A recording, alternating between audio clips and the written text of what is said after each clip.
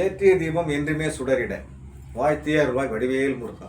சுக்கிரன் கிரகத்தை அதிபதியாக கொண்ட யாரிடமும் எடை போட்டு பேசக்கூடிய புத்திசாலித்தனம் மிகுந்த நிதானத்தை கடைபிடித்து திறந்த மனம் படைத்த துலாம் ராசி நேயர்களுக்கான 2025ஆம் ஆண்டு புத்தாண்டு பலன். துலாம் ராசினருக்கு இந்த 2025ஆம் ஆண்டு ஒரு சில கிரக கோச்சார நிகழ்வுகள் அடிப்படையில் எந்தெந்த கிரகம் நன்மை செய்வது என்று பார்ப்போம். துலாம் ராசினருக்கு ஆரம்ப காலத்தில் நன்மை செய்யக்கூடிய கிரகமாக அமைவது ராகு பகவானே. உங்கள் ராசியிலிருந்து மீனத்தில் 6ஆம் இடத்தில் பயிற்சி செய்து கொள்வது ராகுவால் சிறப்பான நன்மை தரும். ராகு 11, 3, 6 இடத்தால் 6ஆம் இடத்தில் சேரும்.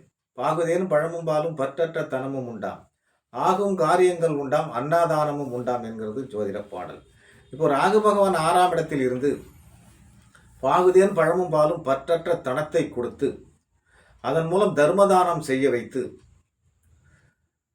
உங்கள் எண்ணங்களை அனைத்தையும் ஈடேற்றுவார் என்கிறது ஜோதிட பாடல். அடுத்து தொழில், சிறு தொழில் செய்பவர்களுக்கு லாபத்தை கொடுப்பார். வரத்து மேல் வரத்துண்டாமே என்கிறது ஜோதிட பாடல். ஆக மே 18ஆம் தேதி வரை ராகுவினால் யோகம் பெறலாம். பின்பு 18ஆம் தேதி பூர்வ புண்ணியமான 5ஆம் இடத்துக்கு செல்வது சிறப்பில்லை. ஆனால் இந்த துலாம் ராசியினருக்கு இந்த 2025ஆம் ஆண்டு 3 கிரக பயிற்சி சிறப்பாக உள்ளது. முதல் கிரகம் சனி பகவான் மார்ச் 29ஆம் தேதி 5ஆம் இடத்தில் பூர்வீகத்தில் பிரச்சனை செய்து கொண்டிருந்தவர் 6ஆம் இட பயிற்சி. 6, 12, 3 சனி இருக்க பாக்கியம். கூறு பேரு உண்டாம், குறைவிலா செல்வம் உண்டாம், ஏறு பல்லக்குண்டாம், இடம்பொருள் ஏவல் உண்டாம், காரு பல லட்சுமி கடாட்சம் உண்டாமே என்கிறது ஜோதிட பாடல். எனவே 5ல் இருந்த சனி 6ல் செல்லக்கூடிய காலத்தில் இந்த சனி பகவானால் வெளிநாடு செல்பவர்களுக்கு வெளிநாடும், திருமணம் ஆகாதவர்களுக்கு திருமணத்தை செய்து வைக்கவும், கூறு பேறு உண்டாம், உங்களுக்கு நல்ல பெயர் கொடுத்து குறைவில்லா செல்வத்தையும் கொடுத்து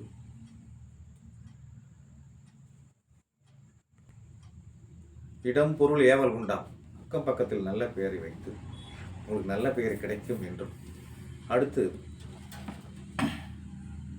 தொழிலாளர்களுக்கு நல்ல வேலையால் அமைவார்கள் என்றும், தொழிலதிபர்களுக்கு நல்ல பணியாளர்கள் அமைவார்கள் என்றும், இந்த 6ல் வரக்கூடிய சனி பகவானாலாம் வீட்டில் லட்சுமி கடாட்சமும் உண்டு என்கிறது ஜோதிட பாடல் 1.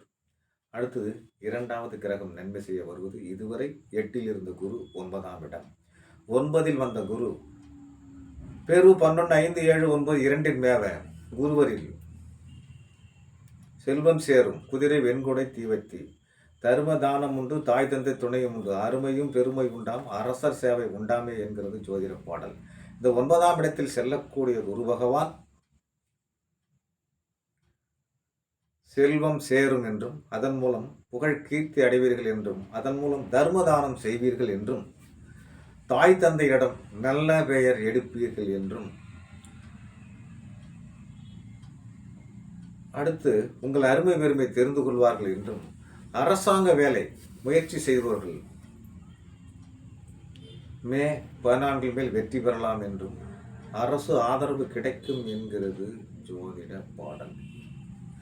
ஆக 3. இப்போ இதுவரை 12ல் விரயத்துக்கு கொடுத்து கொண்டிருந்த கேது பகவான் சிம்மத்தில் 11ஆம் இட பெயர்ச்சி உங்களுக்கு துலாம் ராசிக்கு சிறப்பான பலனாகவே அமைவதற்கான வாய்ப்பு உள்ளது. நீல்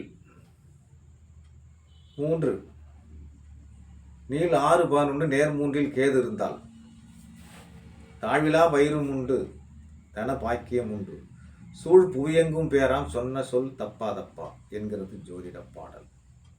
வாழ்வின் மேல் வாழ்வுண்டாகி மகராசன் ஆவான் தானே என்கிறது இந்த ஜோதிட வரிகள்.